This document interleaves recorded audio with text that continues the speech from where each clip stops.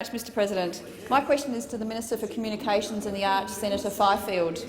Will the Minister update the Senate on the Coalition's plan to use a mix of technologies, including the hybrid fibre coaxial networks, which currently pass almost 4 million Australian premises, to complete the NBN sooner and at the least cost to taxpayers?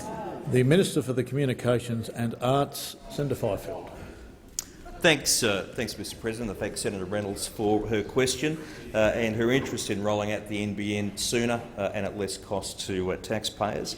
Now, I do first, Mr President, have to address the fool's gold that Mr Clare in the other place and Senator Conroy were peddling yesterday, that they were getting extremely excited about. Mr President, the document which became available yesterday was representing the sort of planning that commercial organisations do, the sort of wargaming that they do, the sort of scenario testing that they do, which is entirely appropriate for an organisation. And they do this to look at worst-case scenarios, best-case scenarios, and those in between. That's what that document represented.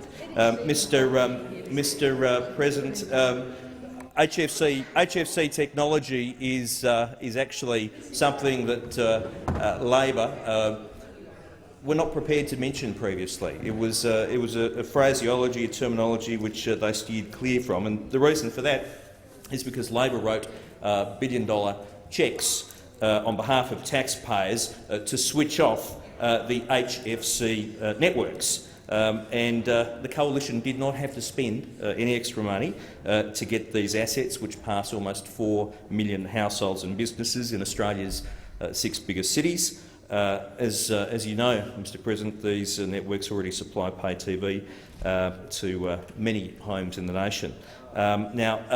I think only those opposite really could come up with the sort of genius and brilliance that would see billions of dollars spent to shut down networks, only to then have to spend billions more overbuilding them.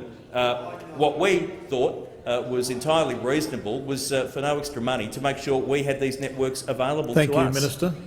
Senator Reynolds, a supplementary question. Thank you, Mr President. Will the Minister also inform the Senate what other countries are doing to make the most of their HFC assets? Minister. Thanks, Mr President. Before Senator Conroy embarked on his fibre-only fantasy, he failed to look around the world at what the broadband trends were. He completely ignored the cost savings that were available from appropriately using existing infrastructure. They missed the tech trend for data over cable. They completely ignored the US, the world's biggest cable broadband market, which boasts more than 50 million subscribers and a growth rate that saw 1 million new subscriptions in just the first quarter of 2015. On this side, our plan is technology agnostic. Senator Conroy, we know he is not looking in this area in terms of technology. He's looking at this area in terms of theology.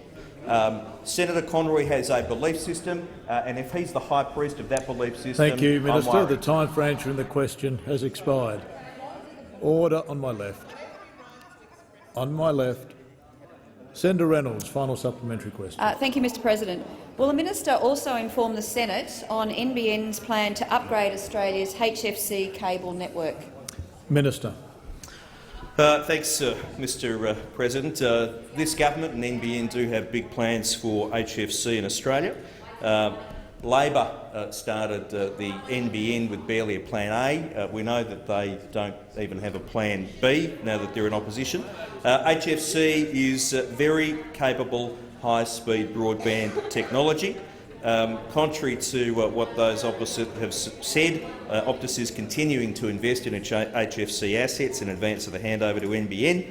NBN will invest further in HFC with new technologies like DOCSIS 3.1, which will allow for gigabit speeds. And unlike fibre to the premises, it already passes 4 million homes around Australia, as I have said, and the cost and the time to upgrade it are much smaller than Labor's rip-up and replace Senator plan. O'Neill.